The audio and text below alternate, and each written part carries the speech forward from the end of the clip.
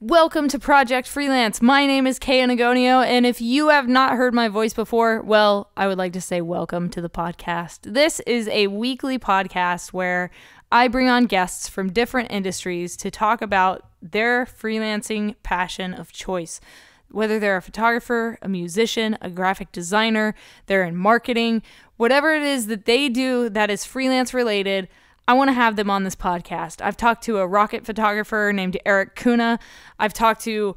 Recently I talked to Brian Cox, who is filming content for Bring Me the Horizon on tour.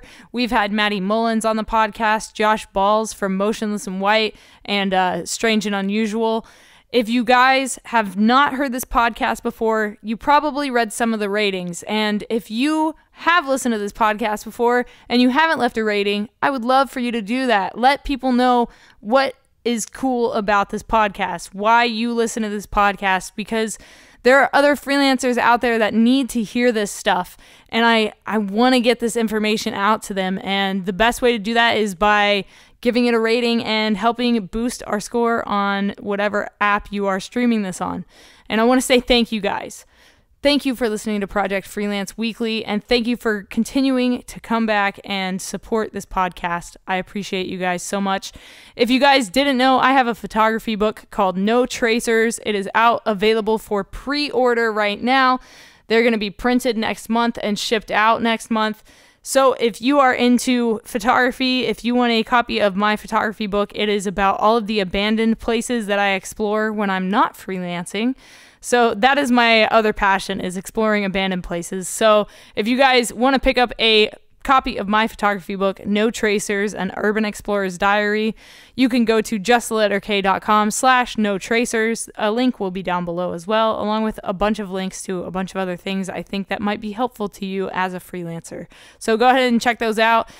This week on Project Freelance, I am joined by my new friend Griffin Howes, who I met at a 4th of July film industry party. Basically, I got invited to this house party by a music video producer that does music videos for Warner Brothers artists, and I would love to work with this guy, and I would love to just be a part of his community and a part of his tribe, because I love the way he worked on set. He was a producer, so he was one of the hosts at this house party, and I had such a great time there. You know, it was such an amazing time getting to talk to these other people that are in the film industry that have the same passions as I have. So Griffin was one of those people, and so we got to talking, and I loved his story. He moved from Boston, where he had a comfortable union job in the film industry as an AD, as a PA, as an assistant producer, and he decided to risk everything and move out to LA and see if he could make it out here in LA, which is similar to what I did. You know, I moved out here, freshly graduated, film in Australia, and I'm not from Australia. If you guys don't know my story, go back in the podcast, or maybe I should just do a podcast about my story, and talk to you guys a little bit more about how I got started in film, and maybe I'll do that. But regardless, this podcast, I wanted to talk to Griffin about what he does in the film industry and how he got started out here in LA, how he started networking, how he's built his freelance base here in LA. And he also knows that anytime he needs to, he can go back to Boston and go back into that union gig. But for now, he's out here in LA. He's crushing it. And I wanted to have him on this podcast. I met him and I was like, hey, dude, you should be on my podcast. So Griffin, thank you for being so open to it. And I hope you guys enjoy listening to this podcast. It is super cool. And I learned a lot about, being on set through this podcast. So if you want to get on set as a filmmaker, as an AD, as a PA, if you want to be a part of the film industry and get on set, listen to this podcast. This is definitely the podcast for you. Enjoy, guys. So my name is Griffin Howes, and I'm a freelance assistant director and producer. So what got you into ADing and producing? So originally, I'm actually from Boston, and I started off as a production assistant in the AD department on a movie called Patriots Day. And basically, I worked on the entirety of that film, and the network in Boston is so small. The crews often work on the same feature films. I was able to get repeat work and continually get to learn under some awesome ADs. And yeah, it was fun. Then I came here to LA. So that was like your start into the film industry? Yeah, so I did that for 3 years. And then I actually I was a special effects technician on one movie before actually moving out here in March. So yeah, it's been interesting. So what got you into the film industry? Like what made you interested in film? Like why did you want to get into the industry? Yeah, honestly, it was because my uncle was like, "Hey, Griff, like, do you want to come work on this movie?" And I was like, yeah, that sounds amazing. That sounds super fun. I was actually in community college at the time studying political science and journalism. So honestly, I was never I'd work in film, but I'd always loved movies. I grew up watching so many different VHSs with my dad, and actually one of the most messed up things one time, "Hey Dad, when you die," I was probably like 5 years old, but I said, "Hey Dad, when you die, can I have your VHS collection?" And he's like, "Griff, that is so messed up." But yeah, so I guess my uncle got me my job on Patriots Day. Wow. So for people that haven't seen the movie, tell them a little bit about it and what your role was on set, like what you were doing as far as like production goes. Yeah. So basically I was a PA in the AD department. My day-to-day role was, I would get the coffee for the director, Pete Berg. That was one of the first things I did, actually. And it was funny because I was told, "Hey, Pete needs a coffee. He likes it really hot." And I was like, "All right, perfect. No problem. I'll get him a fresh, brewed cup of coffee." So I bring it to him, and he takes a sip, and they're doing this very intimate scene between Mark Wahlberg and Michelle Monaghan. And the script, he was there. Everyone was there around me. And I bring it to him, and he's like, "It's hot, but it's not hot enough." And he yelled it, and everyone started laughing. And from there on out, I had to microwave his coffee after I brewed it. But then I also would, deliver film at the end of the day to the editing trailer. What else? I did lockups. I'd make sure no one got in the shot because oftentimes we'd film in the streets. The movie was about the marathon bombing, so we filmed a lot in Watertown, Boston, different areas like that. But yeah, what else? What else did I do? Bring food for the different actors, escort them from base camp to set. I would do, cue background actors, tell them what to do, sign them in and out at the end of the day. Random stuff. Diffuse any kind of issue that we had on set. If we had to create, oftentimes, when we were doing the marathon scene, we had 1,000+ background actors. So there's always obviously a couple of kooks. So we had to kind of, diffuse different crazy situations. And, when we actually did the marathon reenactment, the explosion was so powerful, people actually got burned a little bit, and then some people actually soiled their pants. So that was a whole thing, and yeah, it was pretty crazy. That's crazy to like create like a reenactment like that, and then have people like be affected. Yeah, no, it's. We did it. I think roughly 2 years after the explosion happened, and I'm from Boston, so it was good to have the story told. People say it was too soon. I understand. I definitely understand that, but it's I think we had a lot of people that were there on the day that it happened as experts, and I think the story was portrayed to their liking. So if they're happy, I'm happy with the way things went. It seems like it was like so much longer ago. Like, is that crazy? Like, it seems like it happened so long ago, but it really is so recent in our history. It was like 20. I believe it was 2013. I believe. Could be wrong, something like that. But no, it wasn't long ago, and I still remember watching it all play out on the TV, and everyone knows where they were when it happened. I had a couple of friends that were actually there that day, and they just ran on the train and hopped on the first train out of there, and after that the trains all shut down. So it was a pretty intense time. It was actually around 420, because I remember going to Boston during 420, and the military presence was crazy. It's hard to explain, like you're from there, and so like this film seems like it was a lot closer to you, like how was that for you, like being involved in a creation of something like that? Yeah, a lot of some of the three victims. I mean, the young boy was from Dorchester. He, grew up with some people that I knew, so it definitely hit home. And unfortunately, there's your ninth brother. I knew kids that went to school with him and said he was, like a normal kid and, very likable. So it's like, wow, it's pretty crazy that this all happened. I mean, and it's crazy how the actors Alex Wolff looked to, and the other gentleman, I forget his name, that looked to the actual brothers. They were pretty spot on with the hair and everything.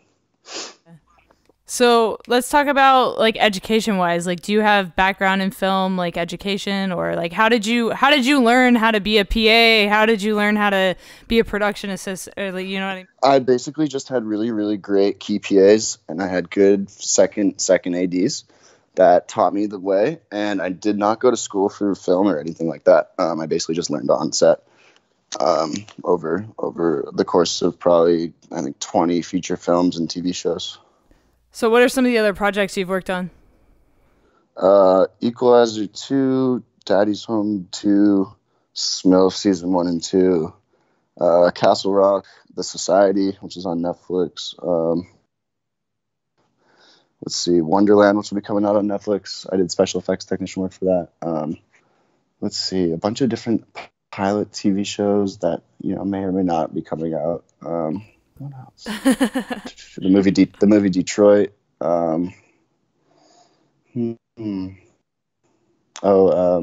This TV show I just started watching. It's really good. I did the pilot episode for it. It's called City on a Hill, and it's actually another Boston movie about corrupt cops in Boston in the 1990s. So Kevin Bacon. It's kind of funny, actually. You should check it out. It's a good movie. He actually does the accent pretty well, and being from Boston, I think he does an okay job. But I've actually done. You know how like the joke about the separation from Kevin Bacon, the 7 degrees or whatever. Oh yeah, the 7 degrees of separation from Kevin Bacon. I've done 3 movies. I mean, I've done 2 movies with him, and then a TV show. He's actually all right. He's actually okay. He's very awesome. Shy. He's very but he's all right. Yeah. So special effects technician, tell people what that is. What does that mean? Like, what does a special effects technician do? What's their job? Okay, so basically, a special effects technician does all the practical special effects, whether that be, a light bulb exploding or a car exploding or flames or like fake snow, whatever it may be. Any kind of like let's say a gag was like a swing set. Someone's on the swing set and the swing set breaks. They'll be in charge of how that swing set breaks, and then there'll be a stunt guy on the what's it called, the swing.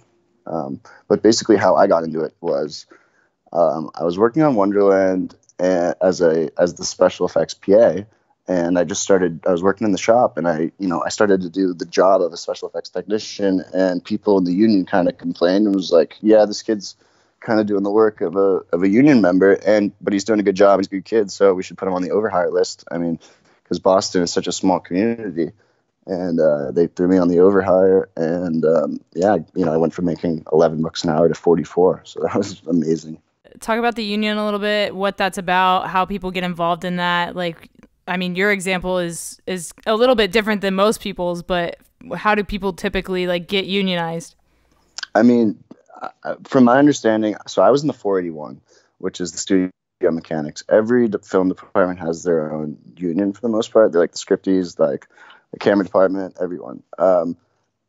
But I think the union's a great thing. I mean, since I came out to California, I've been working non-union projects, and I find that people don't pay you on time. You really have to advocate for yourself, and it's just a lot harder, to do your thing. But the union takes that all away. You pay, a fee to join and whatnot, but they look after you. They make sure that you're treated right. And if you don't eat by the 6 hours, there's meal penalties and all that kind of stuff.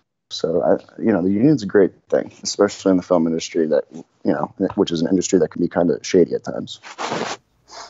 So let me get this straight. So you were in Boston, you were like a part of a union there, and then you came out here and you're basically freelance like now. Yeah, yeah. So I just kind of, my buddy was like, "Hey, you want to move to LA?" And I was like, "You know what? I'm 22 years old at the time. I was 22. I'd moved out when I just turned 23. But I was like, yeah, you know what? When I finish Wonderland, I'll come out with you, and we'll just, come out for a year, see what happens, have fun with it. We're young. I didn't go to college really. I dropped out to work in film, and so I was, I haven't really, traveled too much. So it was something that I wanted to do, I guess. And I can always come back and join the union if I wanted to. So when you got out here, what were the steps you took to like get gigs out here? Did you know people out here? How did you get into the film industry in Hollywood? Because it's not that easy, It's not like you can just walk in and get a job. Yeah, no, it's super hard. So I came out here. I had probably lived in. I came here with my buddy. We lived in a studio in Venice together, and we bought air mattresses that night when we landed, and we slept on those air mattresses for 2 months. But in those 2 months, my roommate's buddy, who manages artists at a professional level, knows a film director by the name of Logan Mace, and I knew Logan. He does music videos for a lot of artists that I like, so I've seen his work, and I told Brad, who was my roommate's buddy, I was like, dude, I'd love to meet him or talk with him, just to see what he's about. And he connected me, and I PA'd for him, and we hit it off. And then the next gig, he was like, "Hey man, I need a first AD. Can you come first AD for me?" And I was like, "Yeah, I'd love to." And he's like, "All right, great. The producer will contact you." And I was like, "All right, sweet." And the producer hits me up, and he's like, "Hey man, like this is a so and so video. The budget's this, and I can give you." He said 800, and my jaw dropped. I was like, "Oh my god, I can't even believe I got this gig right now. This is insane." And I played it cool, and I was like, I was thinking more like 1,000. And he was like, "Let me get back to you and crunch the numbers." And I hung up the phone, and I was riding my skateboard, and I just started dancing. I'm like, "Oh my god, I can't even believe it. I'm in Hollywood and I'm finessing. Let's go." Yeah, so I AD'd that, and the show was crazy, but we got it done.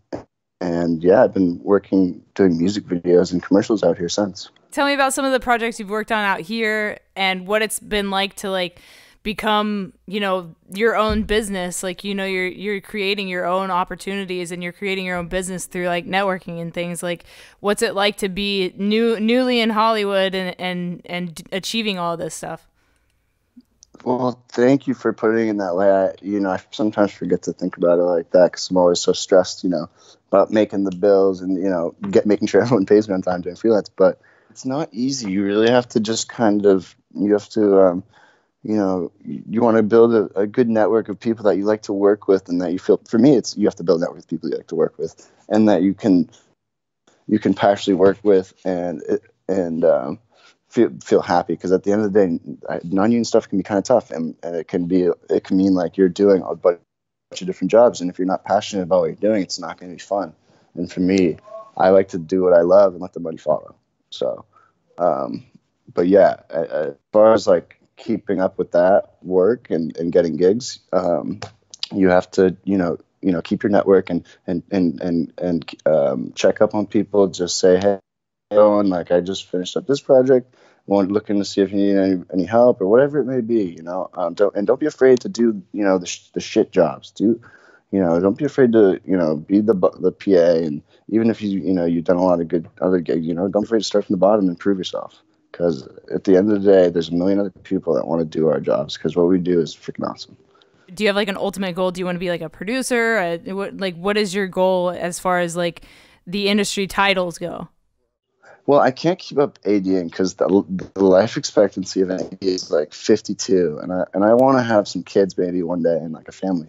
So I'd like to direct and I like to produce, but I mean I'd love to do it on a big scale like film and TV. But yeah, I think that's where I'd ultimately want to be. I really enjoy it. I like making the art. I like the process. It's really hectic, and I like the chaos.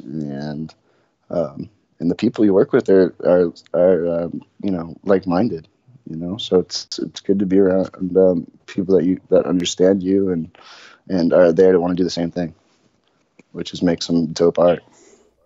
Yeah, for listeners, Griffin and I met at a 4th of July house party that we had a mutual friend, one of the hosts, was having, and so we got started talking about film there, and that was my first time going to like a party with people that are in the industry, like solely in the there were so many people there that did this or that for the like in the industry, and it was like such a mind-blowing thing to be in a room full of people that all share the same passion. Oh, it was so fun. And I couldn't even believe it because being from Boston, it's all finance and accounting. So when I get to talking to all these different people that are in the same industry, it's so fun because they're all in different departments.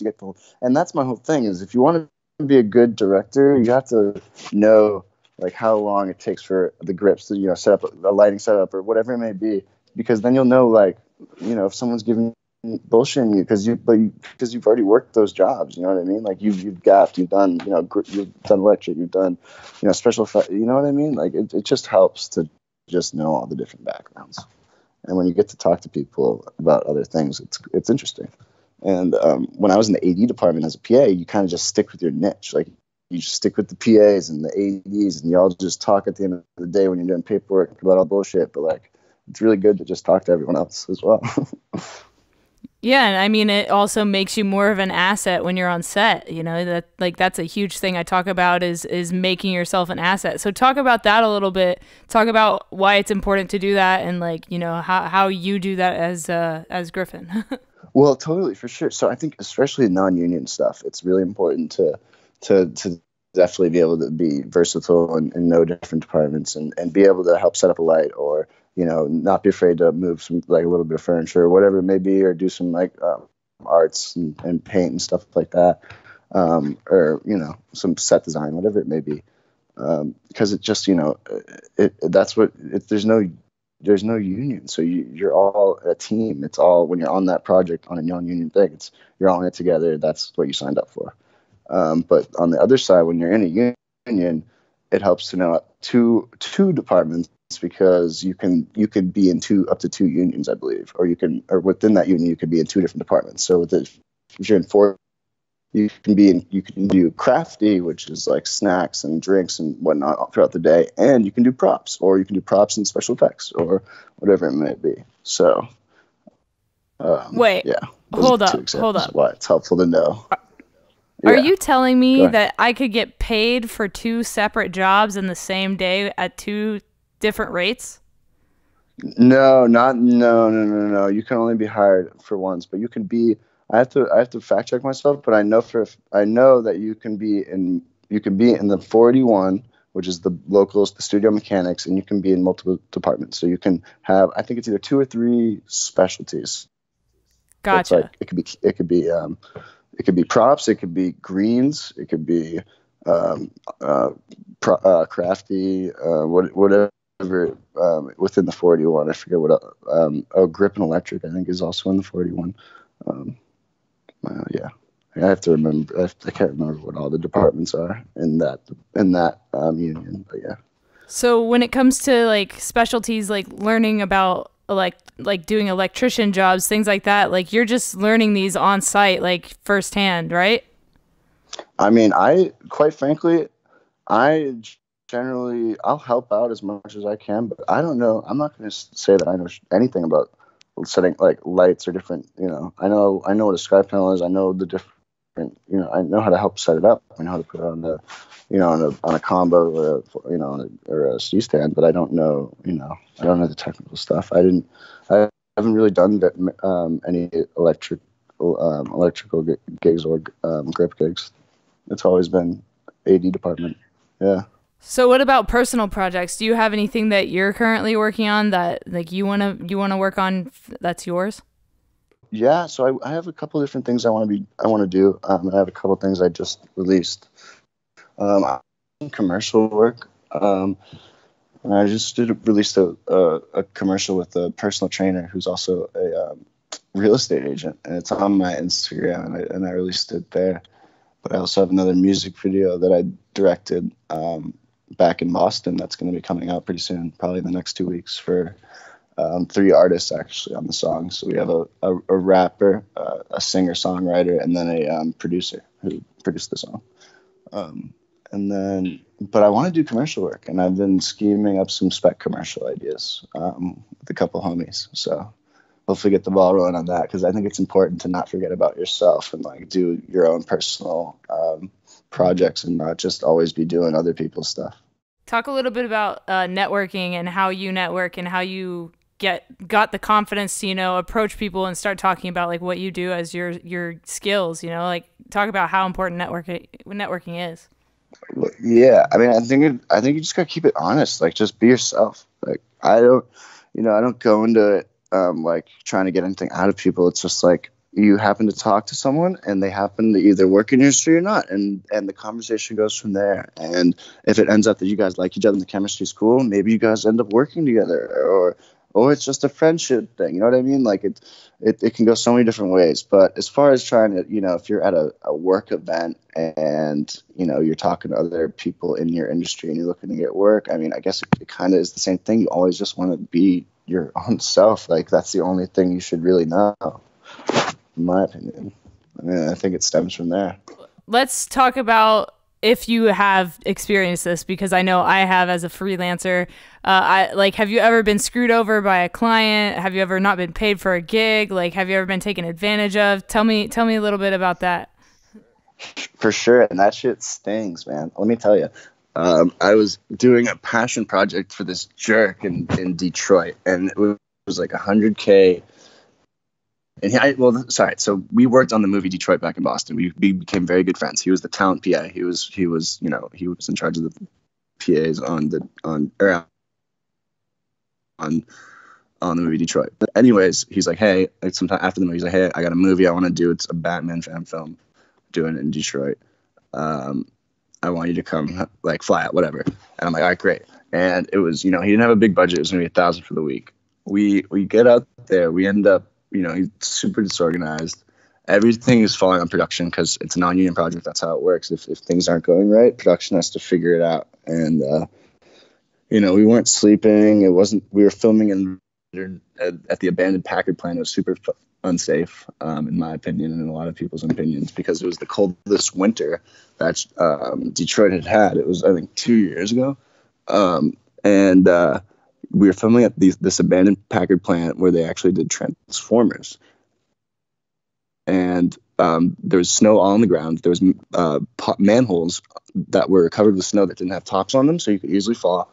There was, parts of the Packard plant that, didn't have walls or missing the ground and stuff like that. But we were still in there filming, and probably, who knows, asbestos. I mean, the plant is super old, so it's all sorts of stuff. But inevitably, someone almost fell off, and me and the first AD and someone else, ended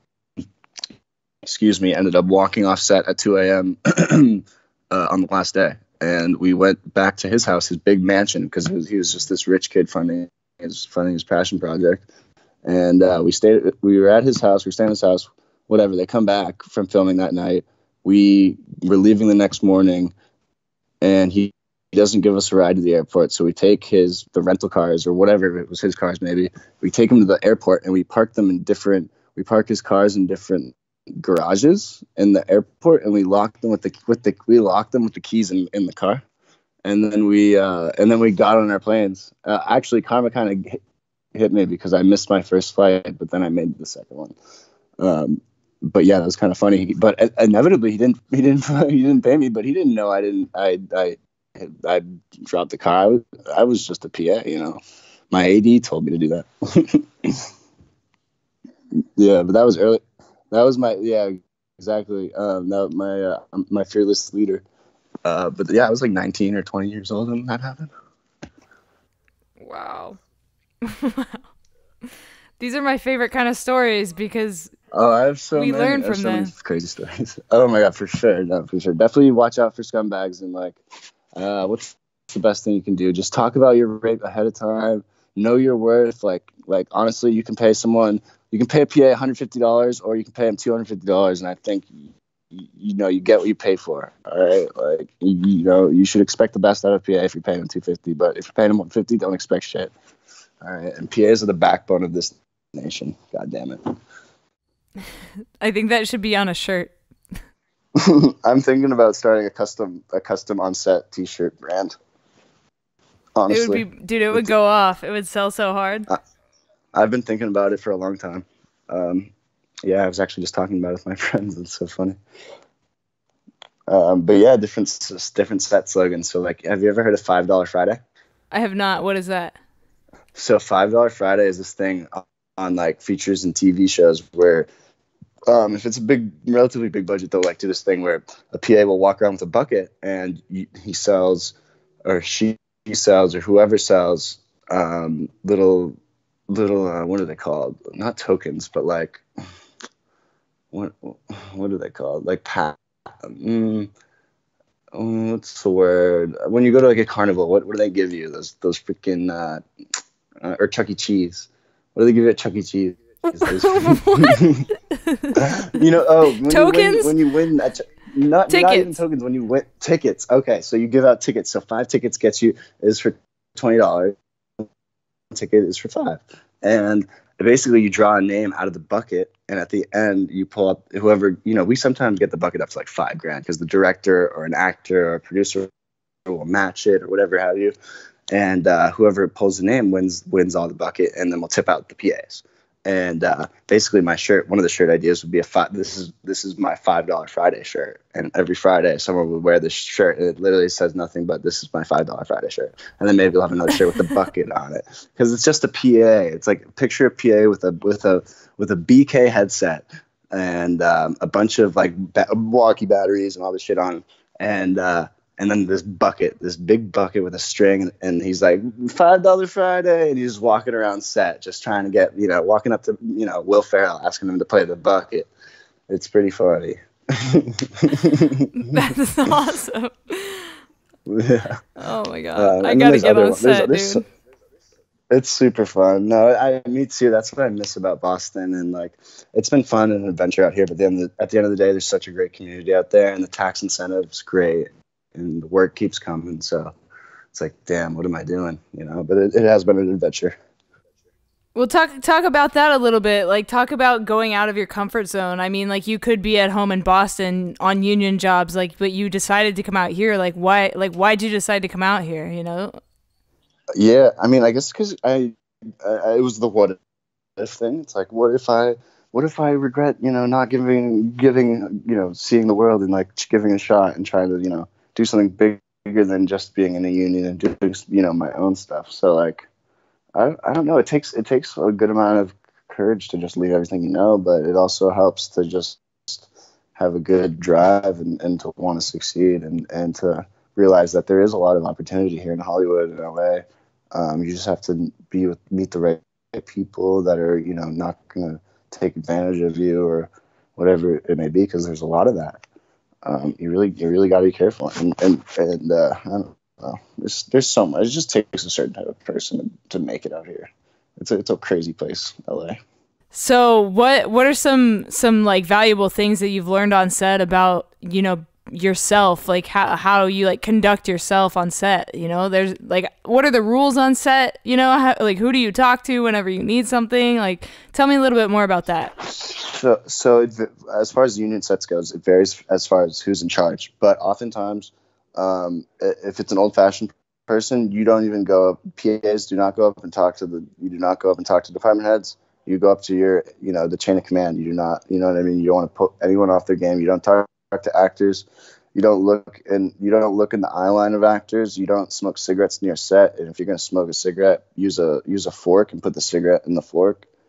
Walkie etiquette is super important. You do not want to be on channel 1 talking too much. If you want to have a conversation, bring it to 2. Don't even have a conversation on 2, because people need to talk, get messages across.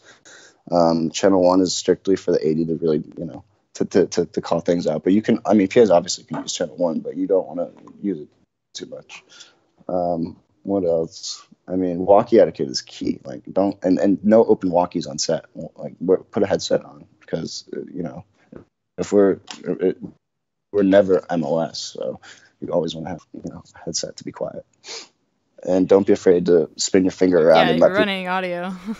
Yeah, exactly. And like, don't be afraid to like spin your finger around, let people know that we're rolling, and tell people to be quiet. It doesn't matter if you're in a lockup, it doesn't matter if it's a director, it doesn't matter who it is. I mean, it varies, but if you know, you can't let anyone through your lockup when you're in your lockup, and you never want to like touch anyone or anything like that, physically, because at the end of the day, it is what it is, and you can just let your second AD know that the person blew your lockup. But yeah, you just gotta let people know. Don't ever be afraid to tell someone like, hey, we're rolling, you can't come through, even if it's a producer. Yeah, I've been on a few sets, before, but how do you learn this shit? Like, does somebody tell you all this stuff, or did you just learn it by being there? Well, you learn by mistakes. I mean, you learn from if like Boston's such a small community. Again, I worked with the same people, so I was the youngest. Like I was 19, and all these people were way older than me, and they kept bringing me on all these movies, and they were kind of like mentors to me, and they taught me the way. And I also learned from mistakes too. Like I've heard crazy stories. I've heard crazy stories, and I've had crazy things happen. And at one time, certain actor. I don't even know. Can I say people's names? I don't even know if I can. I don't really care, I guess. That's up to you. This dude kind of a jerk, to be honest. But yeah. Anyways, I shouldn't even say anything. My integrity. I can bleep it out. Don't worry.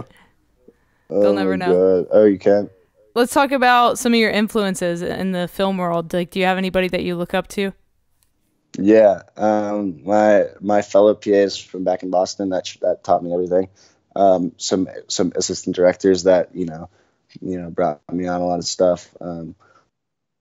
My buddy Mike B, my buddy Cam Morton, who's a DJ assistant director.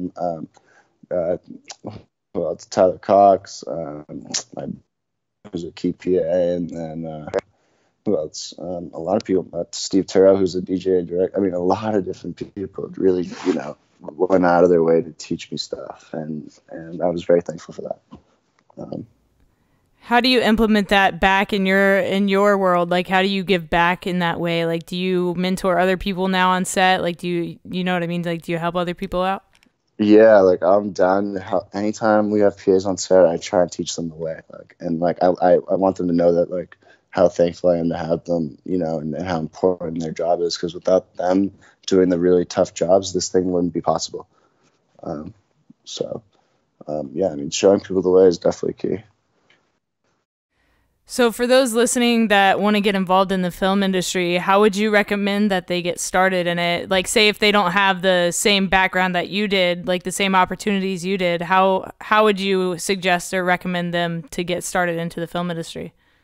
I would say don't be afraid to start from the bottom, and get to know some people and help out with passion projects or whatever. But honestly, know your worth. Don't fucking work for free as much. Like, try not to do that. There's some cases where it's whatever, if it's for a friend or something, but that's a different story. But I don't know. I think networking is key, and it's such a different thing for me because I'm from Boston, where the network is so small, and if you're in, you're in, and out here it's so big. There's so many different production companies. Like, back home in Boston, everybody knows everybody. We all know each other. We're all pretty friendly. We know who the jerks are, and we stay away from them. But yeah, it's a different niche. It's a different niche. It's complicated. Yes, it's different in LA. I don't really know how it goes in LA. I feel like in LA, people work on shows and they've never met people all the time. Totally. Yeah, because there's so many people. There's, like you said, there's so many production houses. There's so much opportunity out here. Mm-hmm.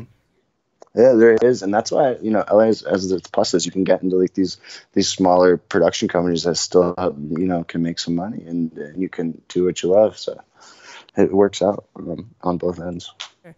What is something you know now that you wish you knew when you started all of this? I don't know. Maybe I wish I started even earlier. Maybe moving out to LA. I don't know. No, I don't know. I don't really have any regrets about it, or wish I knew anything. I guess I started really young already. I'd like to know more about camera department. I'd like to learn stuff like that. learn how to use a camera, because I've always had camera operators and stuff like that. I'll teach you how to use a camera. Don't worry about it. We'll make it That happen. that'd be amazing. I need to get a camera. I really should invest in a little DSLR. Definitely, dude. So give people any final advice and let them know where they can find you on social media or where they could hire you. Yeah, I'm on LinkedIn. My name's Griffin Howes. I guess, okay, hold on. Sorry. Final advice. My final advice is don't be afraid to be yourself, and being yourself is what people want, and they want, if, they want the genuine side. They don't want you to cater to them. But, always work hard, always give it your 100% because you never know who's watching. And just be a good person and practice good set etiquette. And if you do that, you'll be hired. And my name is Griffin Howes, and you can find me on Instagram or LinkedIn or MySpace, whatever. But it's spelled Griffin, GRIFFINHOWES, and my Instagram is Boats and Howes. So it's BOATSANDHOWES.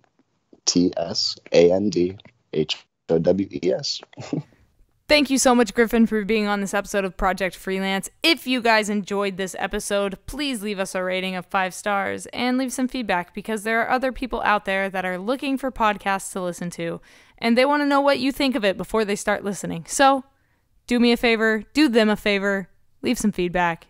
I mean, I'm sure you read the feedback before you started listening to Project Freelance, right? If you did, you understand. So leave some feedback. Let people know what you like about this podcast so that they can too start enhancing their freelance life. So thank you guys for listening to another episode. If you're new, hit the subscribe button on whatever platform you're listening to this on, and be sure to follow us for updates on social media at Project Freelance on Instagram and Twitter. And if you want to join our Facebook group, you can post your freelance things that you are working on our public Facebook group. All you got to do is go to the link down in the description. And there's a bunch of other stuff down in the description that might be useful to you. If you guys want to go down there, check out some of that stuff. There's links to photo contest websites where you can win gear, money. And if you want to start tracking your mileage for your work vehicle on your freelancing gigs, check out Mile IQ down in the description. Other than that, I will talk to you guys next week on another episode of Project Freelance.